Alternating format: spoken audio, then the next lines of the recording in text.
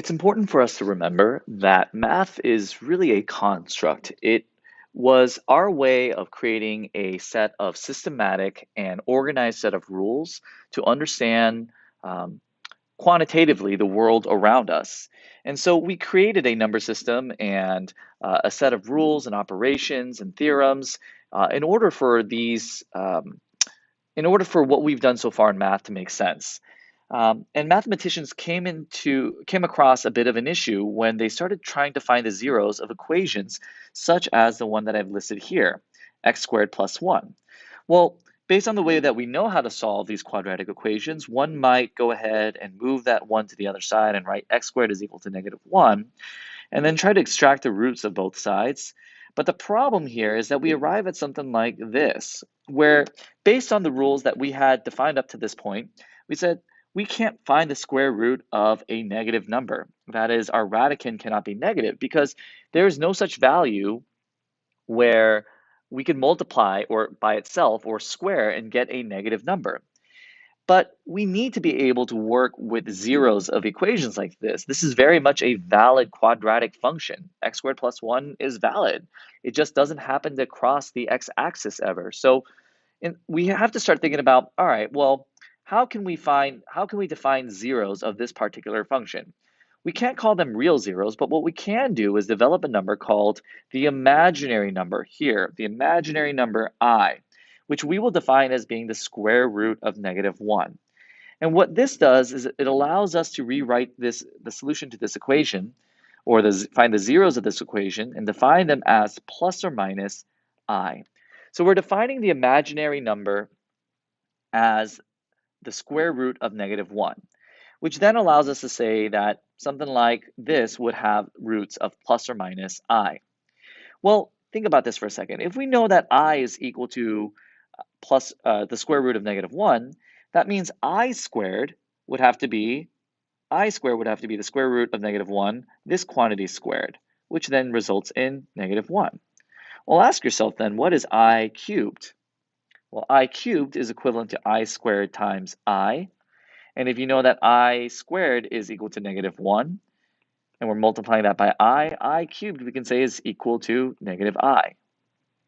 Continuing on, what about something like I to the fourth? Well, that's also I squared times I squared, which is just -1 times -1, or -1 squared, which is +1. And the fact that I to the fourth power is equal to +1 is key, because now, let me just switch colors here. If I go to say something like find I to the fifth, well, we know that's I to the fourth times I. And if I to the fourth is just equal to 1, then I to the fifth is just I. And in the same way, I to the sixth would be I to the fourth times I, which is just I squared, excuse me. And that would be 1 times I squared. So I to the sixth then is just the same thing as I squared, which is equal to -1. And so we start to see after a while that we are repeating the same um, powers over and over again, right? That is to say, the powers of I are cyclical. They are going to cycle through the same four numbers over and over again. We're going to have root -1, -1, -I, and +1. All the powers of I are going to result in one of these four numbers. So if I were to give you something like I to the, let's just say, I don't know, 63rd power, for example, and I asked you to evaluate this, hopefully we wouldn't have to sit here and count those up. We can just say, all right, the number 63 is how many cycles of 4? Because I know that every 4, my I values are going to repeat. So I can just do 63 divided by 4, which is 15. We can say that that is 60. My remainder then is 3. My remainder is 3. So I to the 63rd is equivalent to I to the 4th 15 times I to the 3rd. Well, we know that I to the 4th is just 1. All of this is just going to be equal to 1. Therefore, this would just be I to the 3rd. So that's just a quick and easy way of evaluating i's. Well, now let's go and let's talk a little bit further about the imaginary number in the context of what we call the complex number system. Well, what is the complex number system? The complex number system is essentially a number system that defines or contains two different types of numbers. what we'd say real or imaginary numbers. So that is to say the complex number system is an umbrella under which both real and imaginary numbers exist. And it's important to note that all numbers can be written in what we call standard form. Standard complex form is a plus bi, where a is our real number,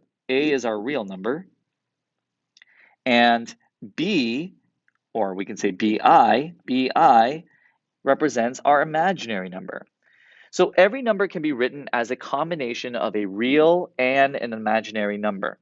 So an example of something like a number that's in standard form might be something like 2 plus 4i, where 2 is our real number and we have 4i as our imaginary number. So as in practice right now, let's take a look at some of these problems here that are not currently in standard form, and let's evaluate and rewrite them, or simplify, I should say, and rewrite them in standard form. And because this is a notation and it's a form, we're going to have to be a little particular about this. So for example, we wouldn't say bi plus a. We wouldn't apply the commutative property here. It is better procedure and convention to write this in standard form as a plus bi. So with that said, let's work through a few of these. Let's try this first example here. So we've got 7 plus root negative 18 plus 3 minus negative root 32. If I wanted to, I could just group together all my real numbers and my imaginary numbers. So 7 plus 3, I know, is going to be 10. Now let's do negative root 18, or root negative 18, excuse me, minus root negative 32. So let me just do that. So root negative 18 minus root negative 32. And something that you're going to see me often do with evaluating complex numbers or simplifying complex numbers is to rewrite them in imaginary number form. So I'm going to say root negative 18. Well, that's the same thing as root 18 times root negative 1. And if root negative 1 is just simply I can simplify and rewrite this as I. Now root 18, well, I know that 18 is equivalent to 9 times 2, so that means I can take the 3 out on the outside and write this as 3 root 2. And over here, I'm going to do the same thing with root negative 32. This is root 32 times root negative 1. Root negative 1 is I. And root 32, again, that's 16 times 2. Well, we know the square root of 16 is 4. So that's 4 root 2i. So I'm now going to subtract these. Now, quick note before I move forward, just as a notation thing, oftentimes you'll see textbooks or people, or even myself, rewrite 3 root 2 as 3i root 2. Why is that the case? Well, because sometimes someone might be writing this as something like this. And do you see how this can get a little dicey, right? We're seeing this I, we're not really sure if it's underneath a radical, if it's outside of the radical. So just to avoid that confusion, oftentimes that I is placed in front of the radical. As long as you're clear in your notation, it doesn't matter too much to me one way or the other. With that said, so we can write this as 3i root 2 minus 4i root 2 if we wanted to. So let's just put parentheses around all these. And each time we're just adding 10 plus all this. Well, now let's clean this up here. Ask yourself, are these both imaginary numbers? Yes. Do they both have the same radical? Yes, it's root 2. So we can indeed combine these. So we can write this as 10 plus 3 minus 4 is negative 1. So this would be negative I root 2, or just 10 minus I root 2 is fine as well. You can write that. So this would be our standard form here. Now, quick note, suppose we had gotten to something like 3i root 2 minus 4i root 3. Ask yourself, can I simplify this any further? Well, we can't actually subtract these, but what we can do is factor out the I here and write this as 3 root 2 minus 4 root 3 as our coefficient. We can't simplify this any further because we don't have the same radical, but we can rewrite it in that form. Okay? All right, let's try another one here. Let's go ahead and try something like number 2. Number 2 here, we're dealing with a bunch of fractions, which is fine. Fractions are numbers too. Let's work through this one. So again, just like before, I'm going to add my real numbers. 3/4 minus 5/6. Now I'm going to add my imaginary numbers. So we got 7/5 I minus a negative 1/6 I. So I'm just going to write this as plus 1/6 I. I'm going to do the rest of this now in black ink. Well, 3/4 minus 5/6, I just want to make sure I have the same denominator. So that's just going to be 9, and this is going to be 10. So when I subtract these two, I have negative 1 over 12. Now let's go ahead and do our imaginary numbers. Same deal, I need the same denominator. Okay, so this is going to then be 42I, and this would be, let's see, 5I. So I have plus 47 over 30I. Be very careful about putting that I on the right side, just to make sure that we are indeed in standard form. So this would be this expression simplified in standard form. Okay. Let me do another example here now. Let's try something like number 3. So a common mistake with problems like this are for students to just go ahead and multiply the real numbers, which is fine actually. So 2 times 3 is 6. But then what you'll often see students do is go root negative 3 times root negative 6. And they'll say, well, this is the same thing as 3 times, or let's just do this, negative 3 times negative 6, and make this positive 18.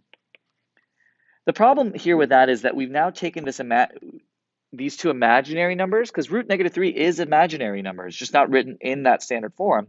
But we've taken this imaginary number and we've made it real. So to avoid this issue or this problem, what I often recommend is to just, again, like I mentioned earlier, convert that and write that into its imaginary number form. So that is to say, write root negative 3 as root 3 times I, or I root 3. And then this root negative 6, we're going to say that this is equivalent to root 6 times I. Well, now I can multiply root 3 times root 6, that's root 18, and we'll simplify that in a moment.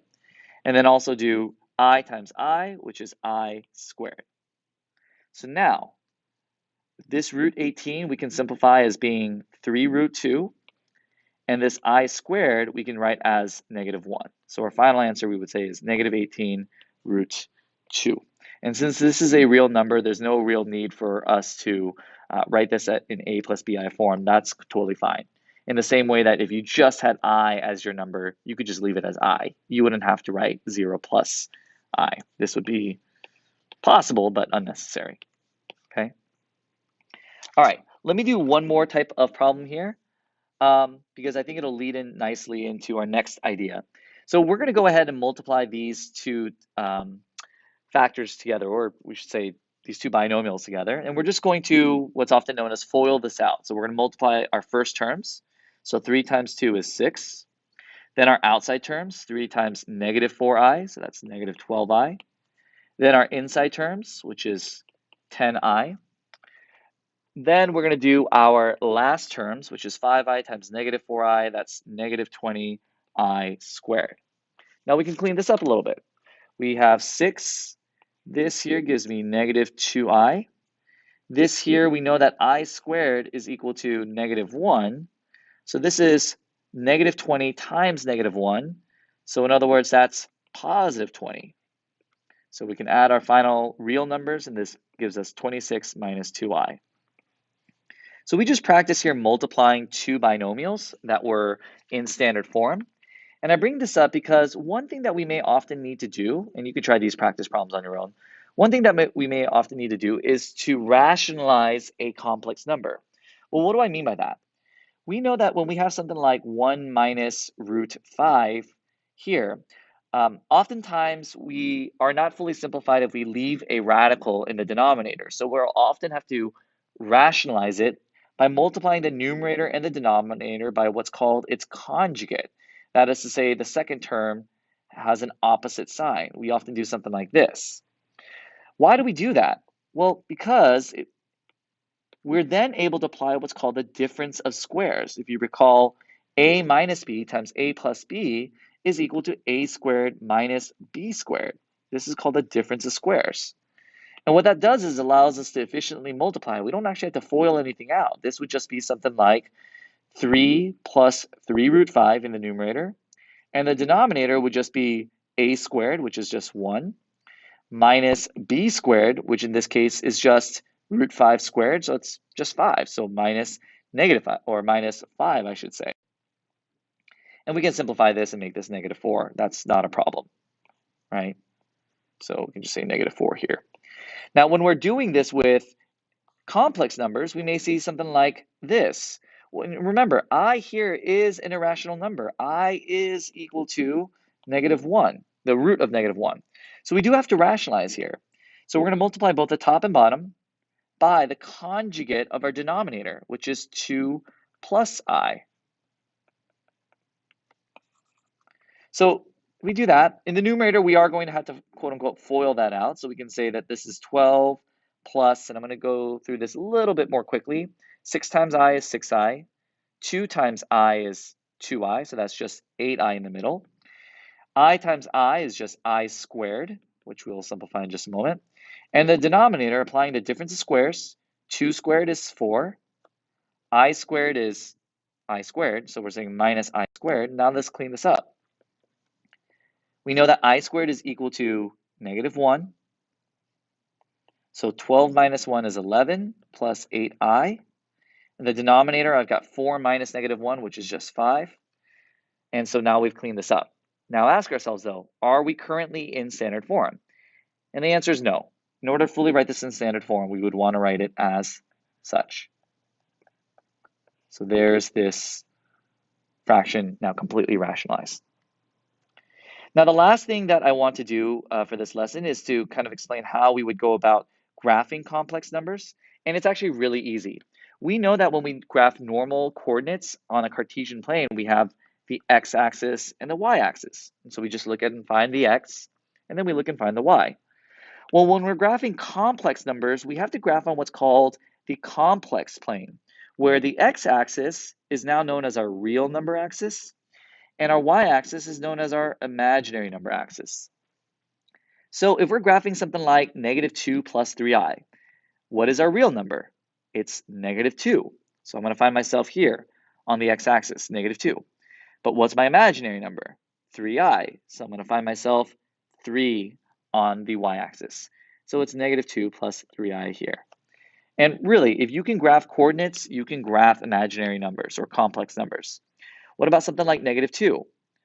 Our imaginary or our real number is negative 2, so we're currently here. But what's our imaginary number? Well, this is equivalent to negative 2 plus 0i. Our imaginary number is just 0, so here's point B. Now finally, try something like 3i. Well, this is equal to 0 plus 3i. So our real number is 0, and our imaginary number is 3i. So point C is right over here. Okay? So hopefully that isn't too bad for you. And now we have a pretty good understanding of imaginary numbers.